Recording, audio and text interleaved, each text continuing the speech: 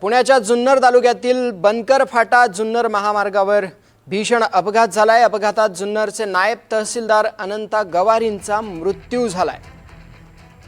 जुन्नर तालुक्यातली ही घटना आहे।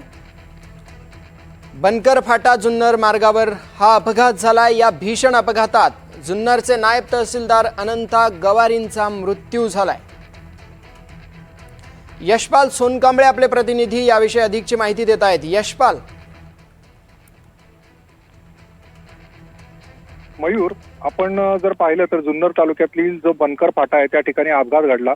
कल्याण अहिल्यानगर महामार्गाला जोडणारा हा बनकर फाटा आहे आणि या ठिकाणी जुन्नरवरून जे महसुली अधिकारी आहेत त्यांच्यासोबत जे काही नायब तहसीलदार होते अनंता गवारी आणि 2 महसूल कर्मचारी हे बनकर फाट्याच्या दिशेने जात होते आणि एक जो हायवा आहे म्हणजे गौण खनिज वाहतूक करणारा हा जो हायवा टेम्पो आहे याला कारची जी जोरदार धडक लागली आणि त्याच्यामध्ये नायब तहसीलदार अनंता गवारी आणि त्यांच्यासह असणारे महसूल कर्मचारी जखमी झाले।